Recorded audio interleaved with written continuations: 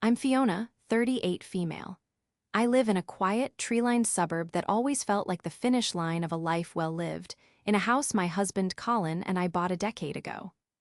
I'm a financial analyst, which means my brain is wired to see patterns, assess risk, and trust data over feelings. For 15 years, the data of my marriage seemed flawless, pointing toward a future of comfortable, predictable happiness. But I was about to discover a catastrophic miscalculation that would force me to liquidate the entire investment of my marriage and start over. Before this story unfolds, I'd love to connect with you. Please let me know in the comments where you're watching from and what time it is in your corner of the world. It's amazing to see how far these stories can travel. Our life was a carefully curated masterpiece of upper-middle-class success. Colin, an investment banker at 43, was the charismatic engine of our social life, while I was the steady, grounding force. We met in our early 20s, two ambitious people who saw a logical and loving partnership in each other. Our marriage wasn't a whirlwind romance born of fiery passion, it was a well-executed merger. We shared goals, a beautiful home, financial security, and a partnership built on mutual respect and quiet affection. For a long time, I believed that was more than enough. It was stable. It was real. Our house was a testament to this belief. It was a stately brick colonial with perfectly manicured hedges and a slate gray roof. Inside, everything was in its place.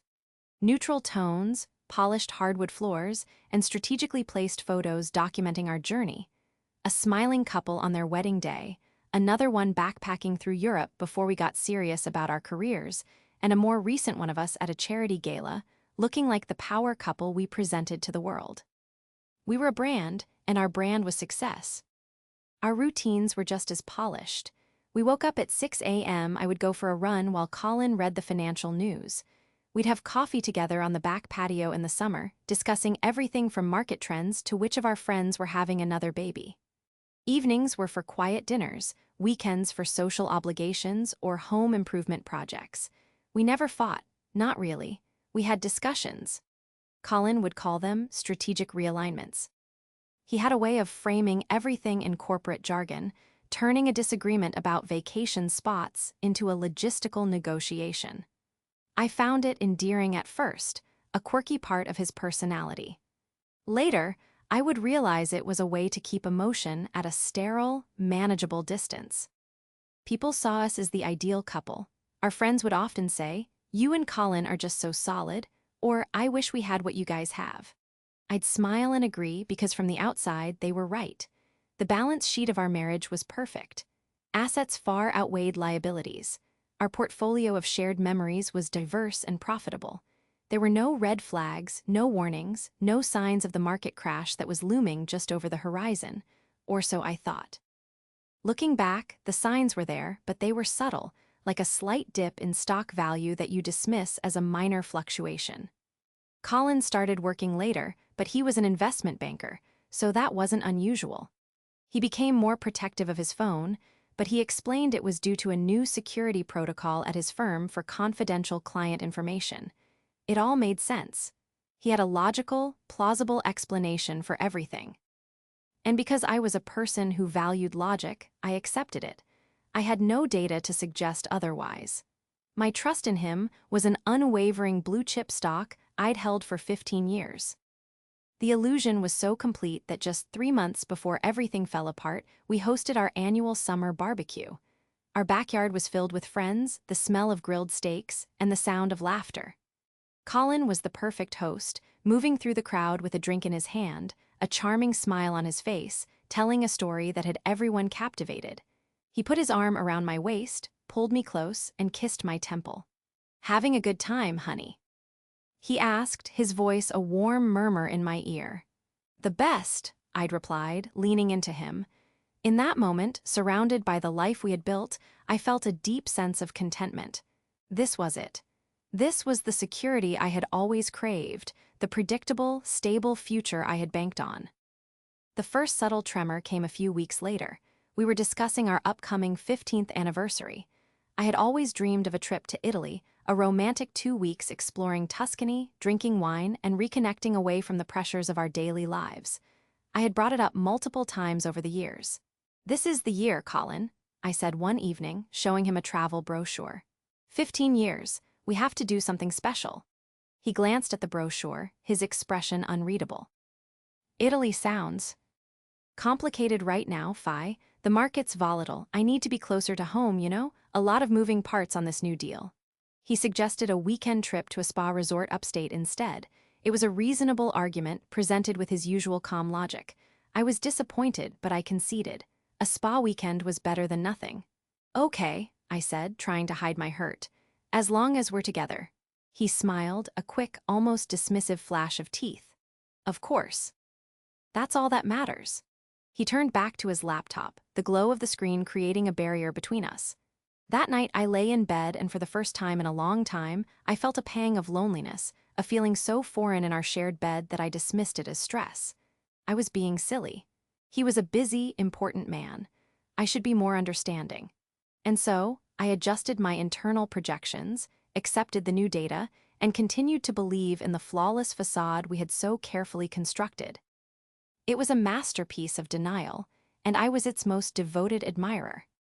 The idea of the boys' trip was introduced about a month before our anniversary. It was a Tuesday evening, and Colin came home later than usual, carrying a briefcase full of work and a story full of excitement. "Fi, you won't believe the week I've had," he began, loosening his tie as he walked into the kitchen. "The deal I've been working on for 6 months finally closed. The commission is going to be huge." I smiled, genuinely happy for him. His successes were our successes. "That's amazing, Colin. We should celebrate." He poured himself a glass of expensive scotch, the amber liquid catching the light. "Exactly. And a few of the guys from the team, the ones who were in the trenches with me on this, we were thinking of doing something to really blow off some steam. A reward for all the 100-hour weeks." He took a sip, watching me for my reaction. "We're thinking of a fishing trip, the Keys.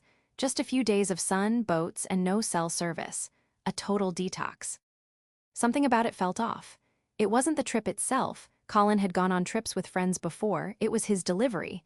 It was too polished, too rehearsed. He was selling me on the idea, not sharing it with me. As a financial analyst, I'm trained to scrutinize the pitch, not just the product. "The Keys, that sounds fun," I said, keeping my tone light. "When were you thinking?" He swirled the scotch in his glass. "Pretty soon. Next month." It would be right over our anniversary, unfortunately, but it's the only time everyone is free. We could do our spa weekend the week after I get back. It would be my treat, of course. A pre-anniversary celebration for me, a post-anniversary one for us. There it was, the first significant piece of data that didn't fit the established pattern. Our anniversary was a non-negotiable date in our calendar. For 14 years, we had always spent the day together, no matter what. He was proposing to miss our 15th, a milestone for a fishing trip. "Our anniversary?" I asked, the words feeling heavy in my mouth. "Colin, we've never been apart on our anniversary." He walked over and put his hands on my shoulders, his expression a carefully constructed mask of apology. "I know, honey, and I feel terrible about it, but this deal was a monster. We're all burnt out. If I don't go, it'll look like I'm not part of the team. You know how important that camaraderie is in my line of work. It's a networking thing as much as a vacation." His excuses were, as always, logical. They were corporate, clean, and designed to be unarguable. He was framing his desire as a professional obligation. It was brilliant in its own sociopathic way. I felt a knot tighten in my stomach, but I had no concrete evidence to challenge him. To argue would make me seem like the needy, unsupportive wife. It was a role I had never played, and I wasn't about to start. "Okay, Colin," I sighed, letting him pull me into a hug that felt more like a restraint than an embrace. "If it's that important to you." Over the next few weeks, the details of his trip remained suspiciously vague. Whenever I asked who was going, he'd list a few names I recognized from his firm, guys I'd met at holiday parties. When I asked about the itinerary, he'd just wave his hand and say, "Oh, you know, fishing, golf, the usual. We haven't booked anything specific. We're just going to play it by ear." This was wildly out of character. Colin was a planner. He scheduled our lives in 6-month increments. The idea of him going on an international trip with no set plans was as likely as him showing up to work in a t-shirt and shorts. The discrepancies began to pile up like rounding errors in a financial statement. They were small on their own, but together, they pointed to a systemic problem. He started taking his calls in his home office with the door closed. He began deleting his browser history nightly, something I only noticed when I used our shared laptop to look up a recipe and found it wiped clean. When I asked him about it, he blamed it on a new security software he'd installed that did it automatically to protect our network from malware. The biggest red flag, however, came in the form of a new credit card. Colin announced one evening that he'd opened a new card with a fantastic rewards program specifically for travel. "I'll use this for the trip to the Keys," he said casually. "We can use the points for our spa weekend." It seemed plausible, but it was another deviation from our norm. We shared all our finances. We had joint accounts, joint cards, and a shared financial planner. We prided ourselves on our transparency. This new card was his alone. It was a secret ledger, a place for transactions he didn't want me to see. The knot in my stomach was now a cold, heavy stone, the feeling of being a paranoid wife ward with the instincts of an analyst. My feelings were telling me something was deeply wrong, but my need for proof kept me silent. I started watching him more closely, not as a wife, but as an auditor. I observed the way his eyes would flick to his phone every time it buzzed, the way he would angle the screen away from me.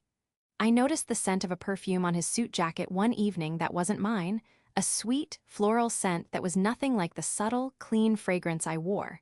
When I mentioned it, he laughed it off. Must have been from one of the associates at work. You know how they douse themselves in that stuff. He was so smooth, so confident in his lies. He was counting on my trust, on our 15-year history, to be the collateral that secured his deception. He had no idea that my trust was no longer an asset. It was becoming a liability he was about to default on. The dam of my denial finally broke on a Thursday night, 2 weeks before his scheduled fishing trip. Colin was in the shower, and his personal laptop, the one he usually guarded like a state secret, was sitting on our bed, open and unlocked. He'd been working on a presentation and must have forgotten to close it. A notification pinged on the screen, an email from a travel agency with the subject line, "Your Caribbean cruise confirmation final payment due." My blood ran cold. The Keys. A fishing trip, those were the words he had used. Caribbean cruise was not. My heart started hammering against my ribs, a frantic, panicked rhythm. For a moment, I just stared at the screen, my mind refusing to process the information. This had to be a mistake. A promotion for a future trip, maybe, but the words "your confirmation" were stark and unambiguous. My hands were shaking as I reached for the trackpad. I told myself I was just checking, just clarifying, but I knew, deep down, that I was about to cross a line from which there was no return. I clicked on the email. It opened to reveal a detailed itinerary from a luxury cruise line. The booking was for 7 nights, sailing from Miami to the Eastern Caribbean. And there, under passenger information, were the names: Colin. Our last name. Anne Scarlett. Add a parentless name. The reservation was for 1 room, a grand balcony suite, not 2 separate cabins for 2 buddies on a fishing trip, 1 suite, with a king-sized bed. Bile rose in my throat. Scarlett.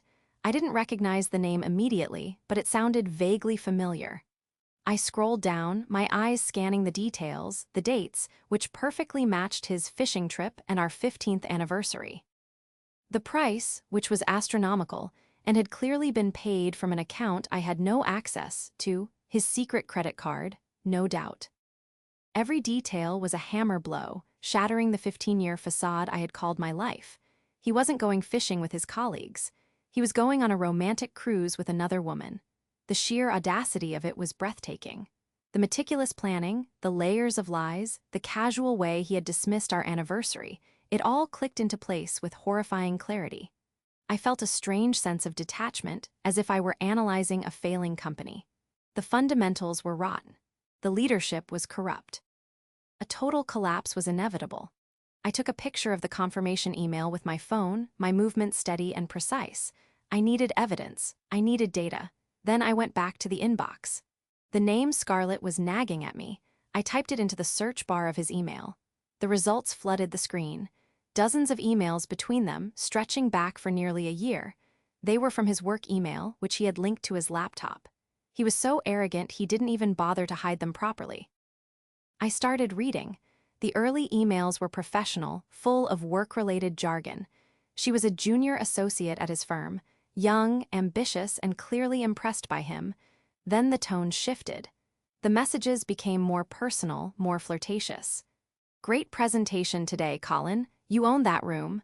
His reply: "It's easy when I have a beautiful distraction in the front." T-row. It was sickeningly cliché. Then came the explicit messages, the ones that left no room for interpretation. They talked about meeting up for drinks that turned into nights in hotels. They planned secret weekends away under the guise of business conferences. They even joked about me. In one email, Scarlett wrote, "Does Fiona suspect anything?" Colin's reply was a punch to the gut. "Fiona doesn't suspect anything. She trusts me completely. It's what I love about her." He wasn't mocking my intelligence. He was praising my gullibility. My trust wasn't a cherished part of our marriage, it was a convenient tool for his affair. I felt a wave of nausea so intense I had to grip the edge of the bed. The man I had spent my adult life with, the man I thought I knew, did not exist. He was a fiction, a carefully constructed character he played at home. The real Colin was the one in these emails, a deceitful, arrogant man who saw his wife as a comfortable, stable asset that allowed him to take risks elsewhere. The shower turned off. I quickly closed the email, cleared the notification, and placed the laptop exactly where I had found it. I walked into our en-suite bathroom, my face a blank mask. He was toweling his hair, a smile on his face.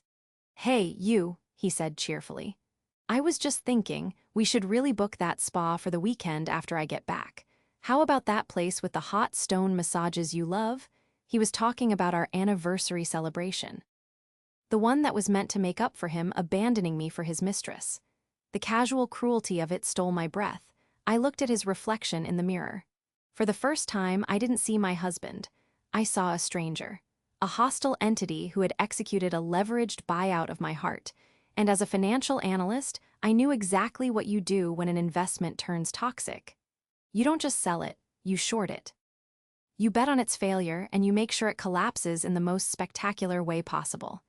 In that moment, the hurt began to recede, replaced by a cold, clear, and calculating rage. The game was on. My first instinct was to confront him, to throw the evidence in his face and watch his carefully constructed world crumble. But that would be an emotional decision, and I was done with emotion. Emotion was what had blinded me for so long. Now I needed a strategy, a plan rooted in logic and executed with precision.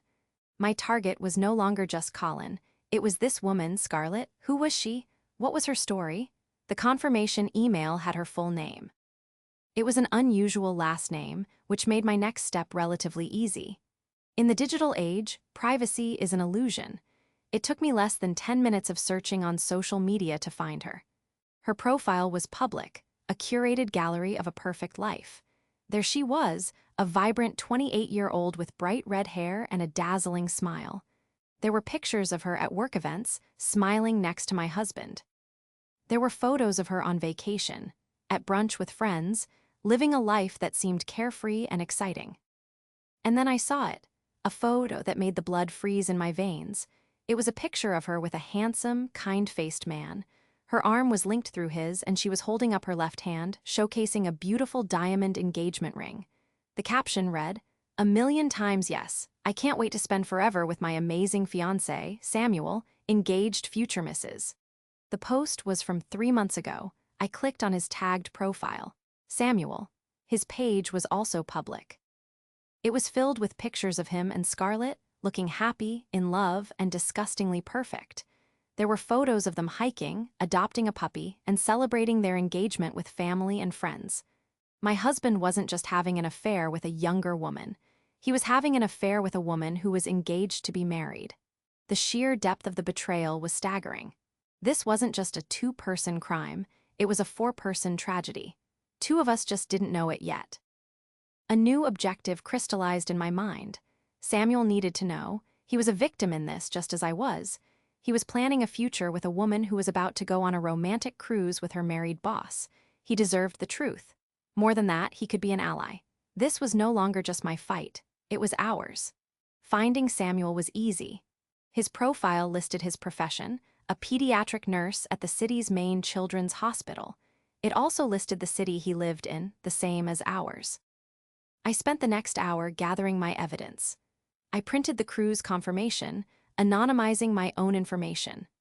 I took screenshots of the most damning emails between Colin and Scarlett, redacting names where necessary, but leaving enough to make the context brutally clear.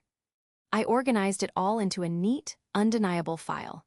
This was my prospectus of pain, a detailed report on the fraudulent enterprise his fiancé and my husband were running. The next day, I called the hospital and asked for his department, inventing a story about wanting to make a donation to the pediatric ward. I found out his shift schedule. He worked days. Finishing at 4 p.m., I decided to approach him at the end of his shift, away from his work and away from Scarlett. That afternoon, I sat in my car in the hospital parking garage, my heart pounding with a mixture of dread and determination. I felt like a private investigator on a sordid case, a role I had never imagined for myself. At 4:05 p.m., I saw him. He was walking to his car, still in his light blue scrubs, looking tired but content. He had a warm, open face, the kind you'd trust with your children. A fresh wave of anger washed over me. How could Scarlett do this to him? I got out of my car and approached him, the folder clutched in my hand like a weapon. Samuel.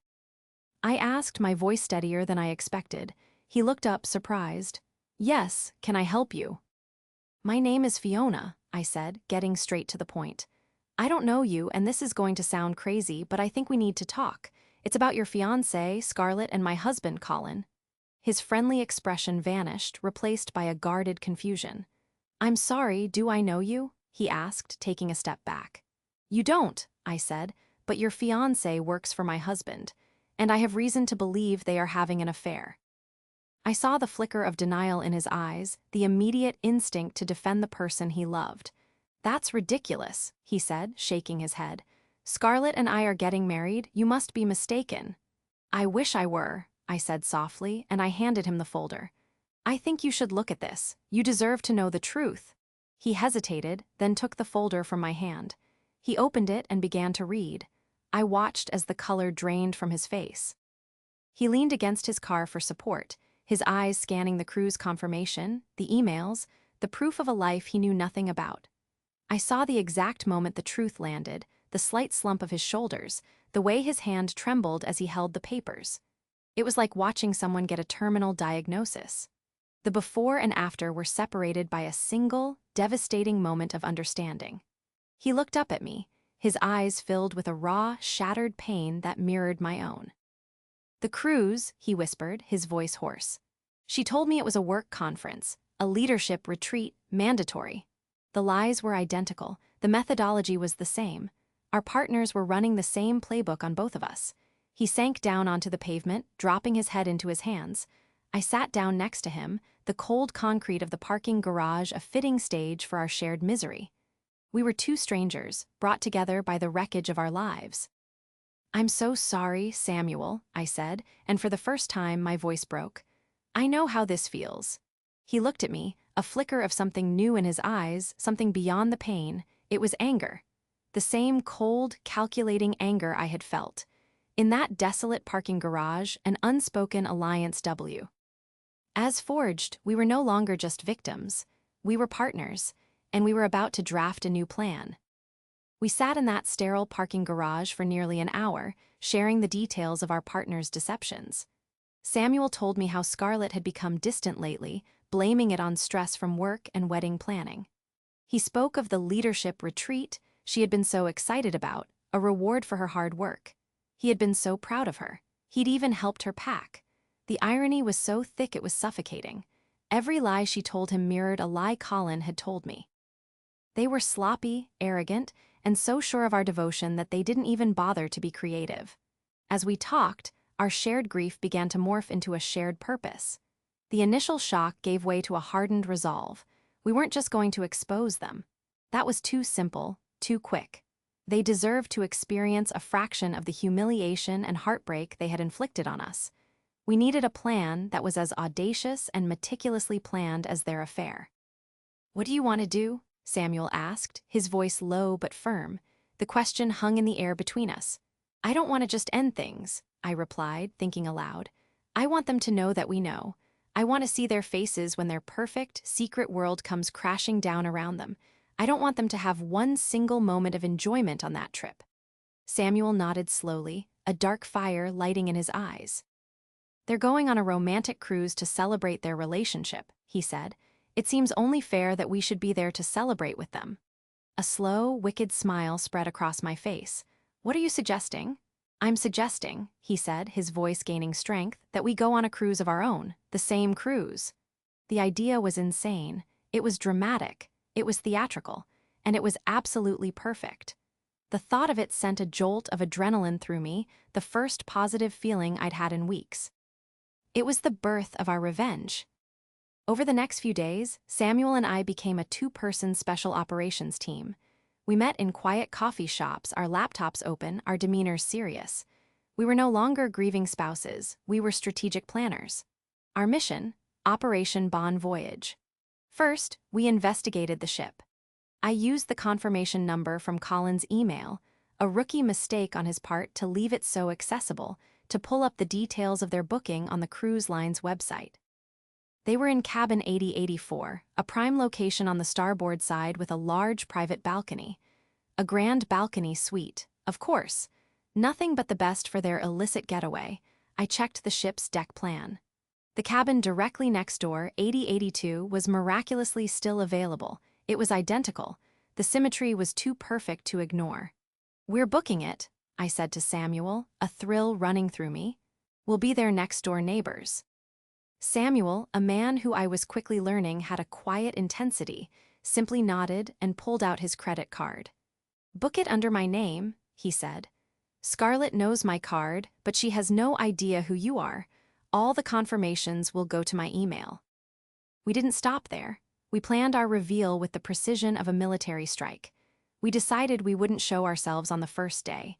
We would let them board, let them settle in, let them toast to their cleverness on their private balcony. We wanted them to feel safe and secluded in their little love nest. The first full day at sea was our target. The ship's itinerary listed a formal, captain's welcome dinner that evening. It was a mandatory seating event where you were assigned a table with other guests. It was the perfect, public venue for a confrontation. Our plan was simple but devastating. Samuel and I would arrive at the dining room together. We would arrange with the maitre d', with a generous tip, to be seated at the same table as Colin and Scarlett. We would walk in, take our seats, and wait for the moment of dawning horror on their faces. But the real masterstroke was the anniversary package. I saw it on the cruise line's website, a romantic add-on that included champagne, chocolate-covered strawberries, rose petals on the bed, and a special cake delivered to your table at dinner. I booked it for cabin 8084 for Colin and Scarlett. I paid for it with a prepaid gift card and used a temporary email address. I even included a note for the cake. It would read, "Happy anniversary, can't wait to celebrate with you. See you at dinner. Love, Fiona and Samuel." The thought of them receiving a romantic gift from the two people they were betraying just hours before we walked into that dining room was deliciously cruel. We were not just crashing their party, we were sponsoring it. In the days leading up to the cruise, a strange and powerful bond formed between Samuel and me. We were partners in a way I had never been with Colin. We were honest, vulnerable, and completely united in our purpose. We talk. Ed about our lives, our hopes for the future that were now dust, and the pain that gnawed at us. He was a good man, kind, decent, and utterly undeserving of this. And he saw me not as a stable asset, but as a person, as Fiona. We meticulously coordinated our travel to Miami. We booked separate flights, checked into separate hotels. We would board the ship separately to avoid any chance of being seen. We were ghosts, moving in the background, preparing to haunt their tropical paradise. On the morning of the cruise, Samuel texted me. "Ready for this?" I looked at my reflection in the hotel mirror. The hurt was still there, a deep ache in my chest, but it was overlaid with something else, a steely sense of purpose. I had spent 15 years building a life on a foundation of lies. Now I was about to demolish it and build something new from the rubble. I texted him back. They have no idea what's coming. See you on the ship, neighbor. The first 36 hours on that ship were the most surreal of my life. I boarded alone, a single woman with a small suitcase and a heart full of vengeance. I found my cabin, 8082, and stepped inside. It was beautiful, spacious, with a clean, modern design and a sliding glass door that led to a private balcony. I walked out and took a deep breath of the salty air. To my left, separated by a thin white partition, was the balcony for cabin 8084. Their balcony. I could hear their voices, muffled but unmistakable on the other side. Colin was laughing, a deep, hearty laugh that I once found comforting. Now it sounded like a betrayal. Scarlett's voice was higher, full of bubbly excitement. They were happy. They were celebrating. The thought was a fresh stab of pain, but I pushed it down. Their happiness was temporary. Samuel and I had agreed to maintain radio silence once on board. No texts, no calls, we were to act as complete strangers. I saw him once across the crowded Lido deck, and we made eye contact for a fraction of a second. It was a silent acknowledgement, a confirmation that the plan was in motion. I spent that first day and a half as a ghost. I ate at the buffet, read a book by the adult-only pool, and avoided all the main social areas. I saw Colin and Scarlett from a distance a few times. They were the picture of a happy couple in love. They held hands, they took selfies against the backdrop of the turquoise water, they ordered colorful cocktails with little umbrellas. They were so wrapped up in their own world that they were completely oblivious. They were living a fantasy, and they had no idea the real world was about to come crashing in. The evening of the captain's welcome dinner arrived. I spent an hour getting ready, not to look beautiful for a man, but to arm myself for battle. I chose a simple, elegant black dress, a funeral dress, I thought wryly, for the death of my marriage. I did my makeup with a steady hand, creating a mask of cool composure. When I looked in the mirror, I saw a woman I barely recognized. The soft, accommodating wife was gone. In her place was someone stronger, colder, and far more dangerous. At 7:45 p.m., as planned, I met Samuel at the entrance to the main dining room. He looked handsome and distinguished in a dark suit, but his eyes were tense. We were both nervous, the adrenaline of what we were about to do making our hearts race. "Ready?" he asked quietly. "Let's go," I said, taking a deep, steadying breath. We walked up to the maitre d', a portly man with a warm smile. Samuel discreetly passed him the envelope with the generous tip we had prepared. "We have a reservation for two," Samuel said smoothly. "We were hoping for a nice table, perhaps to share with another couple. We love meeting new people." The maitre d' smiled knowingly. "Of course, sir, I have the perfect table for you. Follow me." He led us through the opulent dining room, past tables of laughing families and romantic couples. And then I saw them. Colin and Scarlett were seated at a round table for four near the center of the room. They were leaning in close, talking intimately. Colin was holding her hand across the table. They looked up as the maitre d' approached, their smiles fading slightly as they realized they would be sharing their table. "Good evening," the maitre d' said cheerfully. "I hope you don't mind some company. Please allow me to introduce." But he never got to finish. Colin's eyes met mine. The color drained from his face. His jaw went slack and the wine glass in his hand trembled. He looked at me, then at Samuel, then back at me, his brain trying and failing to compute what was happening. Scarlett looked from Colin's horrified face to us. Her eyes landed on Samuel, her fiancé, standing there in a suit, his expression a mask of cold fury. A small, choked sound escaped her lips. The silence at our table was a black hole, sucking in all the noise and light from the room around us. "Fiona," Colin whispered, his voice barely audible. What are you doing here?" "I believe this is our table," I said calmly, pulling out a chair. Samuel did the same, sitting directly across from Scarlett. "Funny seeing you two here," Samuel said, his voice dripping with ice. "Scarlett, darling, you must tell me all about this leadership retreat. It looks far more luxurious than you described." Scarlett looked like she was going to be sick. Her face was a blotchy mess of red and white. She opened her mouth, but no words came out. She just stared at Samuel, her eyes wide with panic and disbelief. Colin, ever the banker, tried to recover to manage the situation. There must be some misunderstanding, he started, turning to me. Fiona, we need to talk. Privately. No, Colin, I said, my voice cutting through his attempt to control the narrative. I think we've had enough private talks. From now on, everything is public. Don't you agree, Samuel? Just then, our waiter arrived, beaming. He was holding a small, decadent chocolate cake with a single candle. A special delivery for the happy couple in cabin 8084, he announced to the table. He placed the cake in the center, directly in front of Colin and Scarlett. In elegant icing, it read, "Happy anniversary, can't wait to celebrate with you. See you at dinner. Love, Fiona and Samuel." Colin stared at the cake as if it were a bomb. The public declaration of our presence, the weaponization of his own romantic gesture against him, it was a checkmate. He looked at me, and for the first time in 15 years, I saw genuine fear in his eyes. The charming facade was gone. The confident banker was gone. All that was left was a weak, pathetic man who had been caught. The entire dining room was now starting to notice the drama unfolding. Whispers started to ripple through the nearby tables. The show had just begun, and we had the best seats in the house. The rest of the dinner was a masterclass in psychological torture. Samuel and I didn't yell. We didn't cry. We were unnervingly polite. We ordered the finest wine on the menu and made small talk with each other, pointedly ignoring the two statues of shame sitting with us. We talked about our jobs, our hobbies, our plans for the future, a future that very clearly did not include them. The tension was so thick it was a physical presence at the table. Colin and Scarlett just sat there, trapped. They couldn't leave without causing an even bigger scene. They couldn't speak without incriminating themselves further. They were prisoners at a feast, forced to watch as their lives imploded in slow motion. At one point, Colin tried to speak to me in a low, desperate whisper. "Fiona, please, we can fix this." I didn't even look at him. I simply took a sip of my wine and said to Samuel, "The sea air is wonderful, isn't it? So cleansing." Every calm word was a perfectly aimed dart.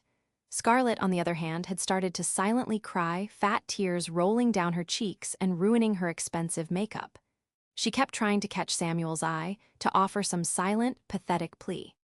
He looked at her once, his gaze so full of contempt that she flinched and looked down at her plate, where she remained for the rest of the meal. When dessert was served, not our special cake, which sat untouched and melting in the center of the table, I finally addressed Colin directly. "By the way, Colin," I said, my voice light and conversational, "I took the liberty of packing your things. They're in boxes on the front porch. I've also had the locks changed. My lawyer will be in touch with yours on Monday morning to discuss the terms of our divorce. I will be petitioning for a dissolution based on adultery, and seeing as I have a year's worth of emails and a cruise confirmation as evidence, I expect the asset division to be favorable to me." His face, which was already pale, turned a ghostly white. He had thought he was managing a simple affair. He never imagined he was dealing with a forensic audit of his life. I had taken our shared finances, our shared home, our shared future, and I had protected my assets. Samuel then turned to Scarlett. His voice was quiet, but it carried a weight of profound finality. "Don't bother coming back to the apartment, Scarlett. Your things will be at your mother's house by the end of the week. The ring, you can sell it to pay for your ticket home. Consider our engagement, and whatever this was," he said, gesturing vaguely between the two of them, "terminated." With that, Samuel and I stood up in unison. We placed our napkins on the table. "Well," I said, giving them a bright, meaningless smile, "enjoy the rest of your anniversary cruise. You've certainly earned it." We turned and walked out of the dining room, leaving them amidst the wreckage of their lives, with a melting cake and the judging eyes of 200 strangers upon them.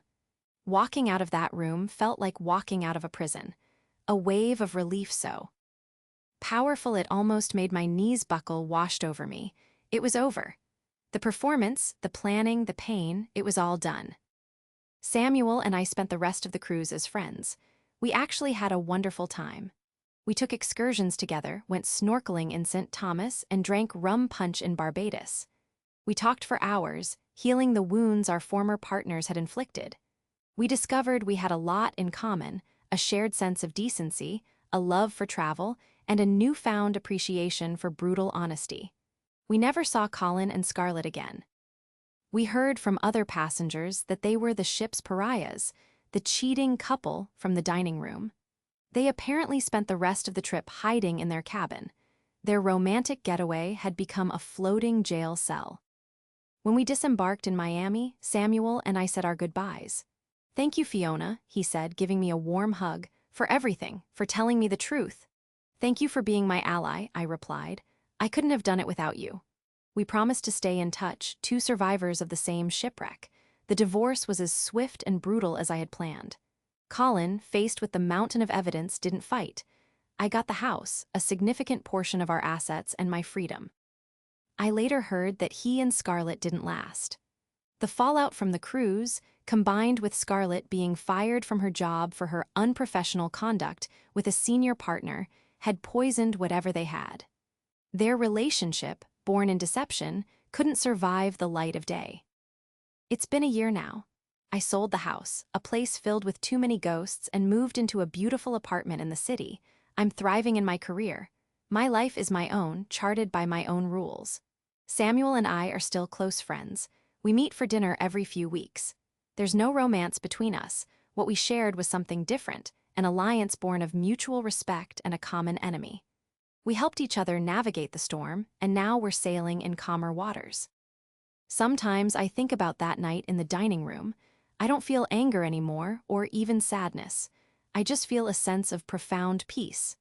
I took the worst betrayal of my life and turned it into a victory. I didn't just get revenge, I got my life back. And that's a better prize than any tropical cruise could ever offer.